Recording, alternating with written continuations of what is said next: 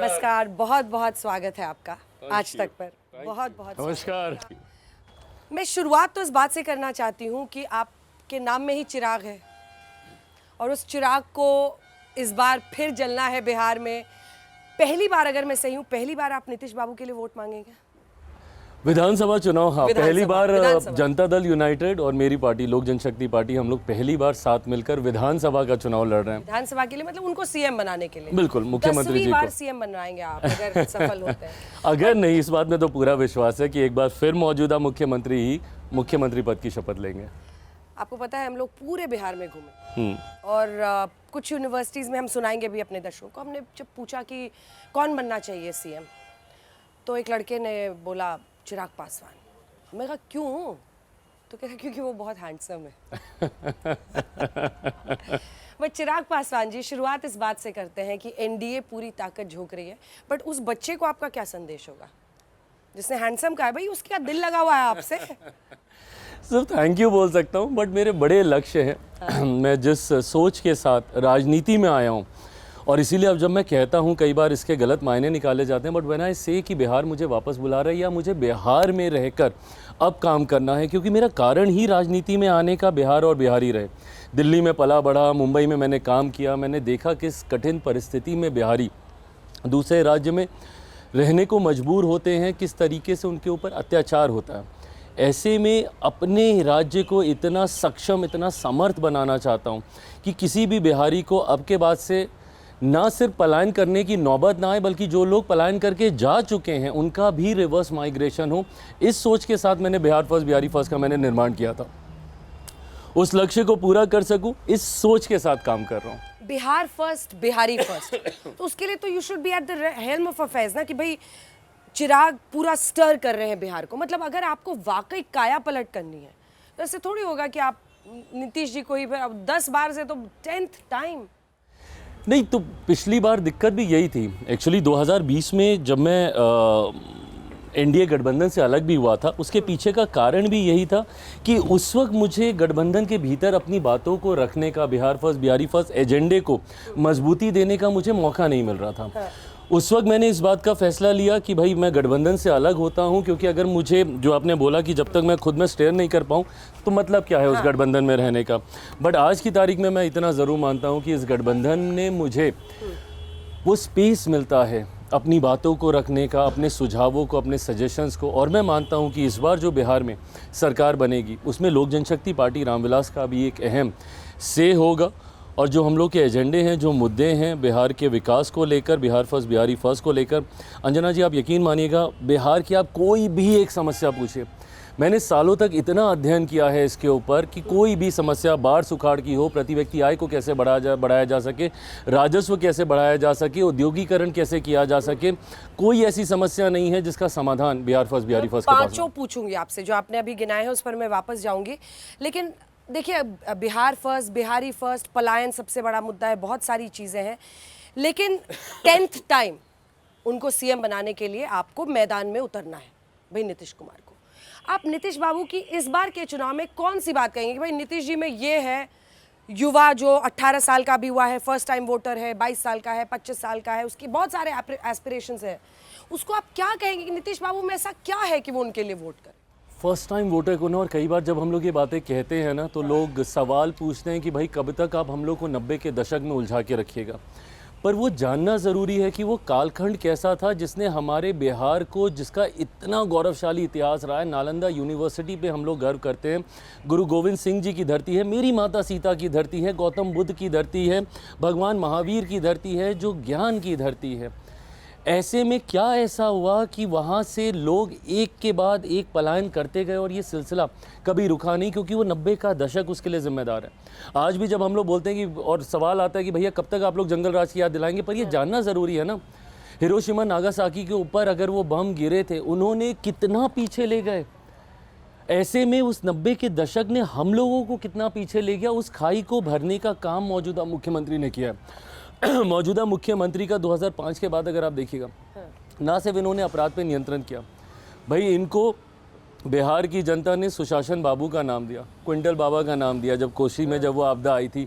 इन्होंने एक के बाद एक बिहार में वो परिस्थितियां उत्पन्न की जिसकी वजह से आज बिहार यहाँ तक पहुँचा है। बट हाँ, मैं ये मानता हूँ, जब लोग ये भी सवाल करते हैं कि बनिस्बत बाकी राज्यों के, हाँ। मैं खुद दिल्ली में मैं रहा हूँ, बम्बई में मैंने काम किया, मैंने देखा है कि बनिस्बत बाकी राज्यों के अभी भी बिहार में बहुत सी चीज़ें होनी बाकी हैं। और उसी सोच को पूरा करने के लिए साथ मिलकर पहली बार मैं और मुख्यमंत्री जी अब हम लोग विकास की राह को गति देंगे। एक और सवाल इस पर पूछूंगी। मुझे पता है आप ये कहते हैं कि भाई हम जब साथ लड़ रहे हैं तो बार बार आप लोग नीतीश बाबू पे मुझे क्यों घेरते हैं, I लेकिन know. आपने भी तो नीतीश बाबू को कम नहीं घेरा है। कानून व्यवस्था पर आपने सबसे ज्यादा बोला, एनडीए के जो अन्य सहयोगी हैं उनमें। इससे पहले मगध में पिछली बार आपने सॉलिड डैमेज किया था जेडीयू को। बीजेपी के खिलाफ तो 2020 में आपने किसी को नहीं उतारा अपनी पार्टी से, लेकिन जेडीयू में जो जीत का मार्जिन था उससे ज़्यादा आपके उम्मीदवारों को वोट मिला। मगध में आपने सॉलिड डैमेज किया, कई जगहों पर किया। तब तो पूछेंगे ना भाई कि अचानक नीतीश जी ने ऐसा वही मैं क्या कहता हूँ खेला? that this is the last thing I would want to hear right before the elections कि आप ये, पर देखिए वो परिस्थितियाँ अलग थी और मैंने बहुत खुल के स्वीकारा है। मैं कभी भी मैं बैकफुट पे नहीं गया, मैंने फ्रंट फुट पे मैंने इन सारी बातों को बोला कि हाँ मैंने वो सवाल उठाए थे। मैं क्या करता अगर मैं उन सवालों को नहीं उठाता, क्योंकि गठबंधन के भीतर मुझे कॉर्नर किया जा रहा था ना।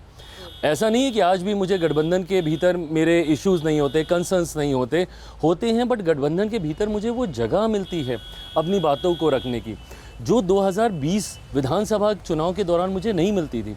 उस वक्त मुझे आप सब के माध्यम से, मीडिया के माध्यम से, सार्वजनिक मंच के माध्यम से मुझे इन सवालों को उठाना पड़ता था। बट हाँ, उस वक्त की वो परिस्थितियाँ थी। बट आज जब गठबंधन में एकजुटता है, मजबूती है, तो मेरे पास वो स्पेस भी है इन सारे सवालों को उठाने की। 2 चाचाओं में से एक चाचा तो अपने हो गए हैं। एक वाले जो थे उन्होंने तो जो खैर जो किया आपके साथ वो किया है, लेकिन 5 प्रॉब्लम्स आपने गिनाए थे। मैं सीधा उस पर आती हूँ, क्योंकि बिहार के चुनाव इस देश में भी जो पॉलिटिक्स का तिया पाचा है वो सेट करेंगे और बिहार को आगे बढ़ना है। पलायन कैसे रुकेगा, क्या है आपका रोड मैप? पलायन कैसे रुकेगा? सब कहते हैं पलायन पलायन, पर किसी के पास सोल्यूशन नहीं है। पलायन तब तक नहीं रुकेगा जब तक बिहार में औद्योगिकीकरण नहीं होगा, जब तक इंडस्ट्रियलाइजेशन नहीं आएगा। और मैं सिर्फ इंडस्ट्रियलाइजेशन की ही बात नहीं करूंगा, मुझे लगता है कि चौमुखी विकास की ज़रूरत है, क्योंकि आज भी काफ़ी बड़ी संख्या में मेरे बच्चे भी बिहार से बाहर जाते हैं शिक्षा के लिए। और अफसोस इस बात का होता है कि जो बच्चा या बच्ची एक बार बिहार से बाहर निकल गया और वो जिस भी राज्य या जिस भी देश में गया वहीं पे जाके अपनी पढ़ाई पूरी करता है, वहीं पे नौकरी करता है, वहीं पे घर खरीदता है, वहीं पे शादी करता है, वहीं पे बच्चे पैदा करता है और फिर उसी राज्य का होके रह जाता है। और अपने राज्य में या तो दादी की तबीयत ख़राब या माँ की तबीयत ख़राब या बहन की शादी या छठ या दिवाली या होली, सिर्फ उस पर अगर वापस आ पाया तो वापस आता है। ऐसे में जहाँ एक तरफ हम लोग को शिक्षा पे, क्यों आज भी मेरे बच्चों को कोटा जाना पड़ता है, जब कोटा में पढ़ने वाला बिहारी, पढ़ाने वाला बिहारी, अधिकांश शैक्षिक संस्थानों के मालिक बिहारी पर व्यवस्था राजस्थानी। ये व्यवस्था हमें पटना में, भागलपुर में, दरभंगा में, बिहार के अलग अलग ज़िलों में हम लोग को एजुकेशनल हब बनाने होंगे। हमें चिन्हित करने होंगे ऐसे एरिया जिसको हम इंडस्ट्री के लिए हम डेवलप कर सकें। कृषि प्रधान प्रदेश है मेरा, मेरे खुद के विभाग की एक बहुत बड़ी जिम्मेदारी है जिसको अब मैं बहुत ईमानदारी से धरातल पर उतार रहा हूँ। प्रसंस्करण, जब तक आप कृषि प्रधान राज्यों में प्रोसेसिंग सेक्टर को बढ़ावा नहीं देंगे, मेरे खुद की लोकसभा में हाजीपुर का केला इतना फेमस है, मुजफ्फरपुर की लीची, भागलपुर का आम, मखाना, आज मखाना बोर्ड का हम लोगों ने गठन किया ना। जी अच्छा क्या याद दिलाया। मखाना किसान को पता है क्या कीमत मिलती है? और जब हम लोग पैकेट में इतना हवा भरा हुआ और इतना सा मखाना खरीदते हैं तो और वो कितने दाम पे बिकता है? 200 गुना हो जाता बिल्कुल, है। ये क्यों नहीं ठीक हो रहा है? बिल्कुल, यही तो व्यवस्था वहाँ पे करनी है। जब तक किसानों के पास ये चीज़ें नहीं आएंगी, जब तक वो खुद उसकी पैकेजिंग बढ़िया से उसकी मार्केटिंग नहीं कर पाएंगे, ये व्यवस्था उनको तैयार करके देनी। और यकीन मानिए अंजना जी, मैं अपने विभाग को बहुत गंभीरता से ले रहा हूँ। आज मैं देश का 3रा निफ्टम बिहार में मैं लेकर गया हूँ। मेरे लिए ये खुशी की बात है कि मेरे बिहार में मखाना बोर्ड का गठन होने जा रहा है और सबसे ज़्यादा उत्पादन मखाना का बिहार से ही होता है। मैं ये मानता हूँ कि इस डबल इंजन की सरकार में एक और चीज़, जब पूछते हैं ना कि भाई अभी तक बिहार वहाँ तक क्यों नहीं पहुँचा, बिहार की सबसे बड़ी विडंबना भी ये रही है कि एक लंबे समय तक विरोधाभास की सरकारें रही हैं और 27 साल तो निरंतरता में ऐसे थे जब केंद्र में कोई और सरकार, राज्य में कोई और सरकार। 2000 का ही उदाहरण ले लीजिए, जब केंद्र में यूपीए की सरकार होती थी तो बिहार में एनडीए की सरकार, और जैसे ही केंद्र में एनडीए की सरकार आई तो बिहार में महागठबंधन की सरकार आ गई।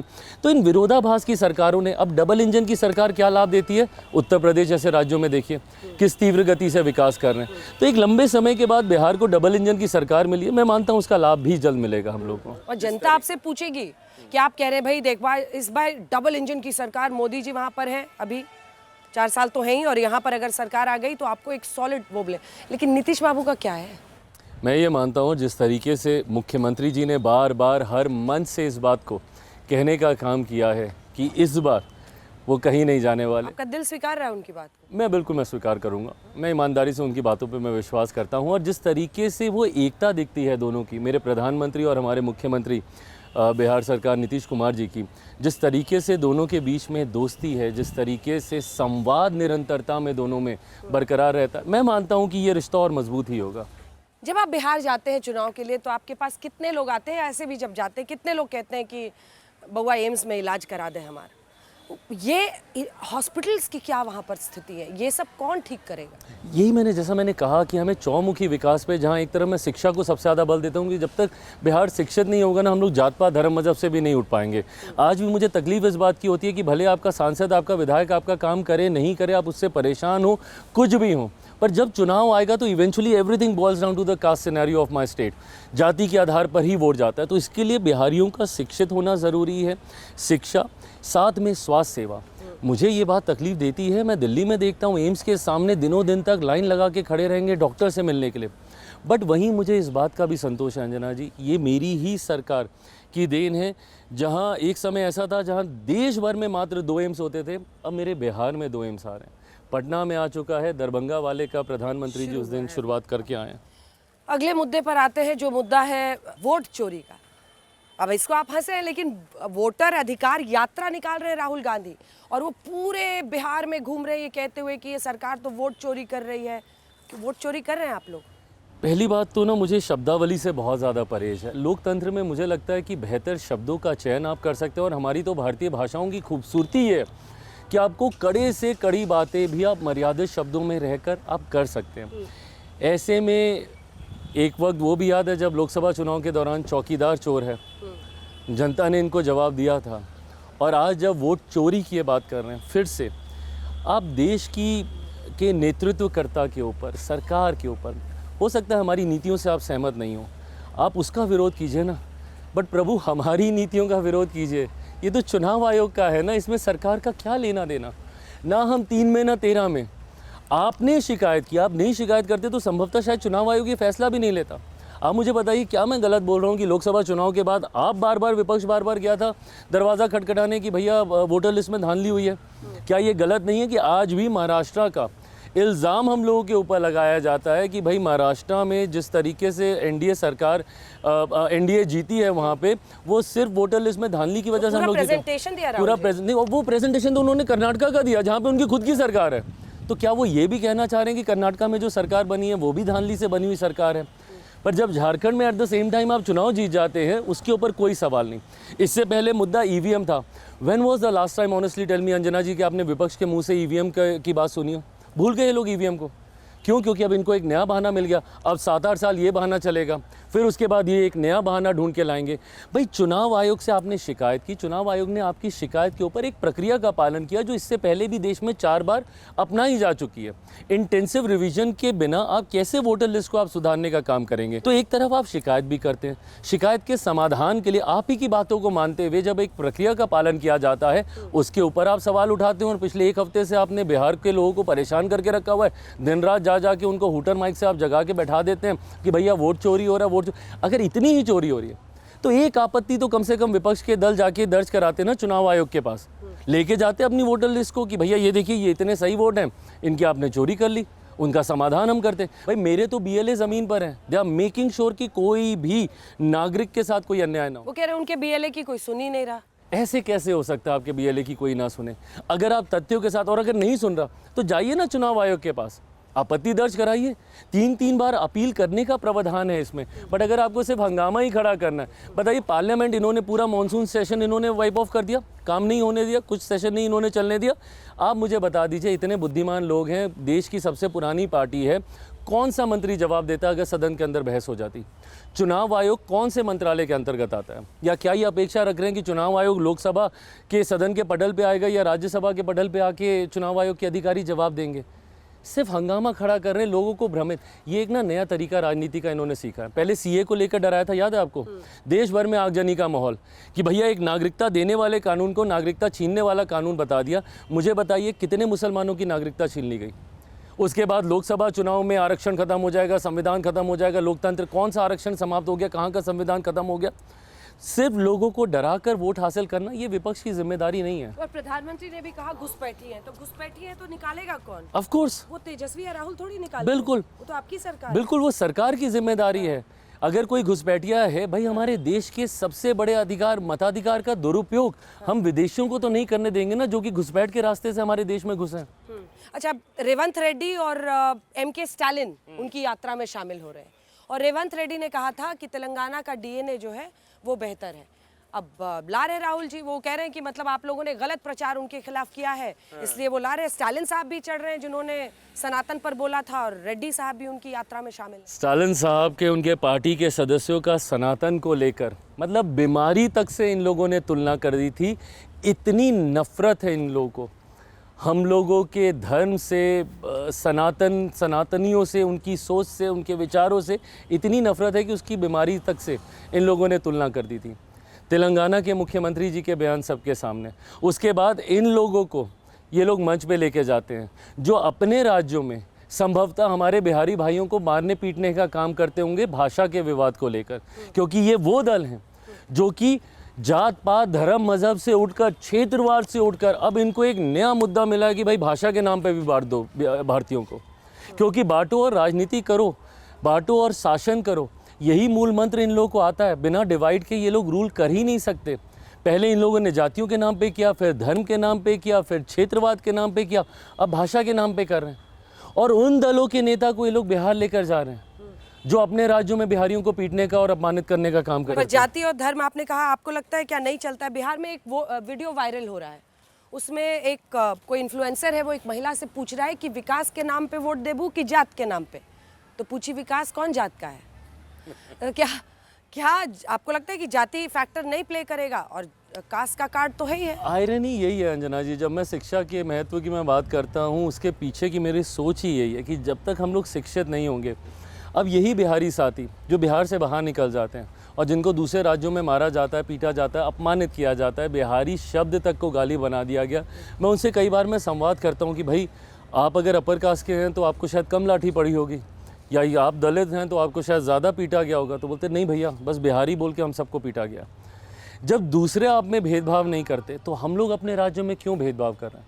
मैं जब 2013-14 में सक्रिय राजनीति में आया, मेरे लिए ये बहुत बड़ी चिंता का विषय था।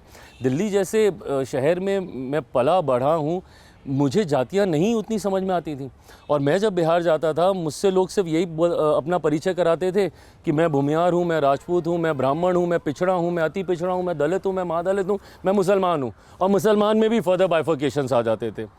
तो ऐसे में ये मेरी समझ के ही परे तो था नहीं, मतलब चिराग कि कोई एक बिहारी नहीं, चिराग क्या, हाँ चिराग क्या, टाइटल क्या, आगे क्या लिखते हैं। तो ये जब तक इस सोच से हम लोग बाहर नहीं निकलेंगे तब तक हम लोग विकसित बिहार नहीं बना पाएंगे। लेकिन तेजस्वी यादव पर ज़रा चर्चा करते हैं, क्योंकि पिछली बार भी उन्होंने अच्छी खासी सीटें ली, और फिर जब कुछ और विधायक उनमें शामिल हुए, वो सबसे बड़ी पार्टी बिहार के बन गए। कितना बड़ा चैलेंज आप तेजस्वी यादव को मान रहे हैं? सो फेयर इनफ, अब उसी पे ही चर्चा कर लेते हैं कि पिछड़ी, क्योंकि देखिए जेपी, मैं इसको जोड़ भी रही हूँ, जेपी के आंदोलन से 3 नेता निकले, लालू, नीतीश और रामविलास, और उनमें से एक के सूत्रधार वो हैं और एक के आप हैं। मैदान में इस बार ऑपोजिट साइड से आप लोग चुनाव लड़ रहे हैं। चलिए, आपने 2 पृष्ठभूमि उनकी बांधी, एक तो पिछले चुनाव में बड़ी पार्टी और एक जेपी आंदोलन। जेपी आंदोलन पे पहले बात कर लेते हैं। जेपी का आंदोलन पटना की धरती से ही शुरू हुआ, और ये वही गांधी मैदान है जिस गांधी मैदान में ये कांग्रेस के नेताओं के साथ बैठकर बड़े बड़े भाषण देते हैं। जेपी का वो आंदोलन किसके खिलाफ था? संपूर्ण क्रांति का नारा उन्होंने कांग्रेस की सत्ता को उखाड़ फेंकने के लिए दिया था ना। तो किस मुंह से ये कहते हैं कि भैया हम जेपी के अनुयायी हैं? उसके बाद तो आपके पिता भी कई बार कांग्रेस के साथ। उसके बाद अब आप मौजूदा उसकी बात कर लीजिए कि भैया जब आप उनको बोलते हैं कि बड़ी पार्टी है वहाँ पे, नाउ टेल मी कि बड़ी पार्टी राजद कैसे बना 2020 में? ऑनेस्टली मुझे बताइएगा, अगर यूनाइटेड एनडीए रहता तो क्या ये लोग बड़ी पार्टी बनते? जब ये कहा जाता है कि भैया मैंने प्रत्याशियों को जनता दल यूनाइटेड के हराया और उसमें मेरी भूमिका रही, तो उसमें मेरे प्रत्याशी और जनता दल यूनाइटेड के प्रत्याशियों के वोट जोड़ लीजिए, दहाई का आंकड़ा राष्ट्रीय जनता दल पार नहीं कर पाता। अगर उस वक्त भी अगर हम लोग एक साथ रहते तो आज जो सबसे बड़ी पार्टी भरने का जो दम राष्ट्रीय जनता दल भरती है, मेरे छोटे भाई तेजस्वी यादव जी भरते हैं, तो वो बड़ी पार्टी इसीलिए बनी। संभवतः शायद वो अपनी राघोपुर की सीट नहीं जीत पाते प्रभु। आप लड़िएगा राघोपुर से उनके खिलाफ?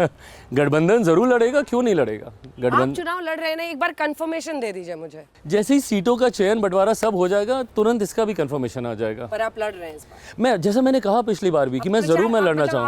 आप प्रचार करने कहाँ जाएंगे, कहाँ पर जाना है आपको कवर करने के लिए? कौन से इलाके में? पूरा प्रदेश मेरा है। मुझे इस बात का गर्व होता है कि कहीं भी जाता हूँ तो वही अपनापन प्यार मिलता है। हाँ। तो ये विश्वास मैं रखूंगा कि जब पूरा बिहार मेरा परिवार है तो कहीं भी जाऊंगा तो प्यार मिलेगा। ना, चुनाव तो लड़ रहे हैं, इस बात का कंफर्मेशन वो कर रहे हैं चिराग जी। मैं ज़रूर लड़ना चाहता हूँ, ये मैंने हर बार बोला है। अब मैं एक संदेश लाई हूँ, लेकिन वो संदेश देने से पहले मैं पूछना चाहती हूँ, विपक्ष से एक नेता है जो आपको बहुत पसंद करते हैं और आप भी उनको बहुत पसंद करते हैं। आप ही ने बताया है आपको पॉलिटिशियन के तौर पर पीके अच्छे लगते हैं। अच्छा, राइट। प्रशांत किशोर, हाँ, उनका एक संदेश है मेरे पास, ये संदेश उन्होंने भेजा है आपके लिए। अरे सीरियस? कह रहे हैं कि जन सुराज को या तो अर्श पर या फर्श पर 10 के नीचे आएगा या पूर्ण बहुमत आएगा हस्ताक्षर के साथ। हाँ, ऐसा होगा क्या? नहीं, actually because he understands politics, शायद इसीलिए उन्होंने 10 के नीचे भी उन्होंने जिक्र किया है। और ये मेरा भी अनुभव रहा है। होता क्या है ना कि जब चुनाव समीप आते हैं, भले आपको कितना जन समर्थन मिल रहा हो, सभाओं में कितनी आपकी भीड़ इकट्ठी क्यों ना हो रही हो, क्योंकि मेरा अनुभव इसलिए क्योंकि 2020 में मैं कहीं ना कहीं इस भूमिका में था। मैं अकेले मैं चुनाव लड़ रहा था और मेरी भी सभाओं में उस वक्त के भी आप दृश्य निकाल के देखिए, बड़ी भीड़ आ रही थी और बड़ी सभाएं मेरी हो रही थी। पर जब परिणाम आए तो वो मात्र 1 सीट मैं जीत पाया। होता क्या है ना कि जब मैं लोकसभा में वो ट्रांसलेट हो गया, लोकसभा में ट्रांसलेट हो गया क्योंकि गठबंधन के साथ हम लोग थे। सो इवेंचुअली बिहार में चुनाव मतदान आते आते तक पोलराइज हो जाते हैं। बिहारी आज की तारीख में राजनीतिक दृष्टि से इतना जागरूक है कि वो अपने मत को बर्बाद नहीं होने देता। तो जब उसको पता है, जब उनको पता है कि आइदर ऑफ द अलायंस ही जीतेगा, तो मैं किसी तीसरी पार्टी को, भले मेरे विचार उससे मिलते हों, भले उस वक्त उन्होंने मुझे ये भी बोला कि भैया हम जिताना तो आपको चाहते थे पर आपको इतना वोट नहीं मिलेगा कि आपका प्रत्याशी जीत जाए, तो इसीलिए हम इसको वोट दे रहे हैं। बर्बाद नहीं करते। तो वोट बर्बाद नहीं करें। पोलराइजेशन हो जाएगा, किस बात पे पोलराइजेशन होगा? ये बाइपोलर, एक तरफ एनडीए और एक तरफ महागठबंधन की तरफ ये पोलराइज हो जाता है।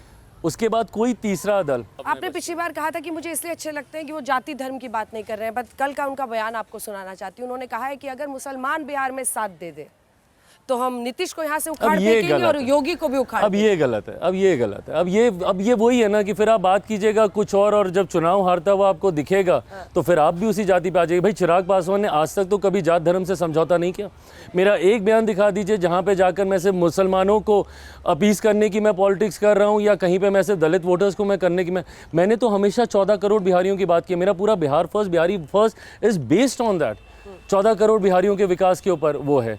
तो ऐसे में अगर ऐसे पढ़े लिखे लोग भी बिहार की एक पार्टी, सबसे पुरानी पार्टियों में से एक राष्ट्रीय जनता दल, करती क्या है, मेडल की तरह सीने पे लेके चलती है एमवाई समीकरण को, जिसमें एम पूरी तरीके से सांप्रदायिक है, वाई पूरी तरीके से जातीयता को बढ़ावा देता है। यही तो है, उनके पास 18 + 14 32% पे तो वो स्टार्ट करते हैं।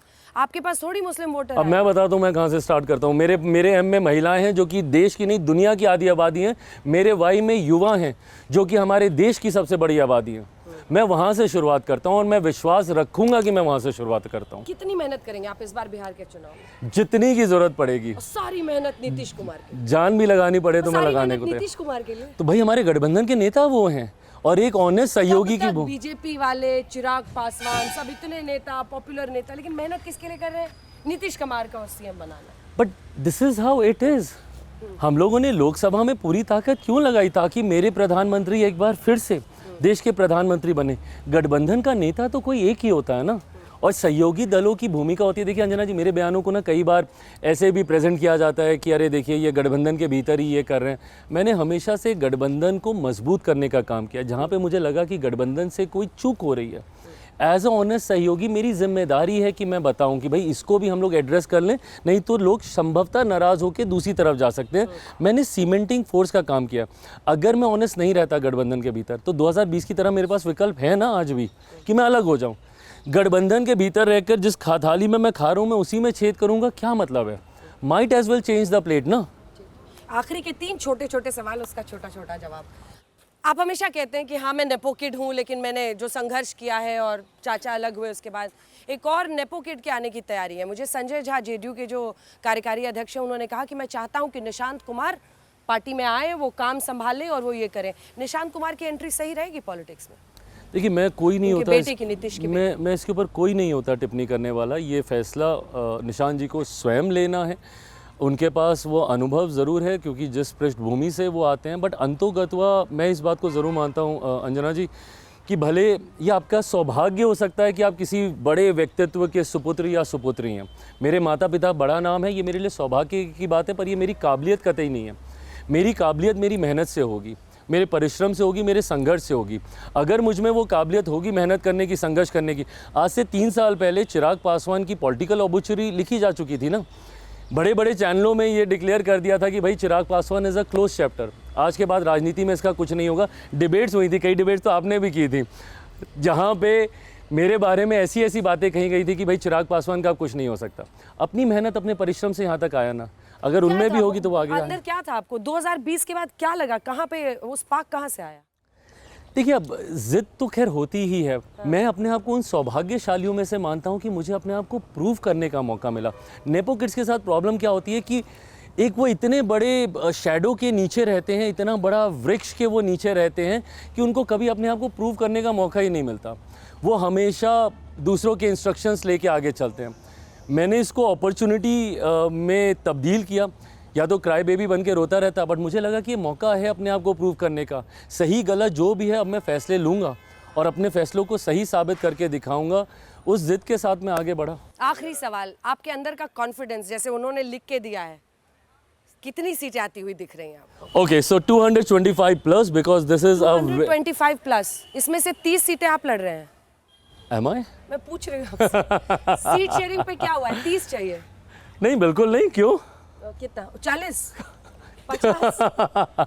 मैं अपने आप को कम पे क्यों बांधूं? हाँ। गठबंधन में भाई मैं भी तो नमक का काम कर ही रहा हूँ ना। और बिना नमक के कोई दाल कोई सब्जी आपको स्वाद नहीं दे सकती।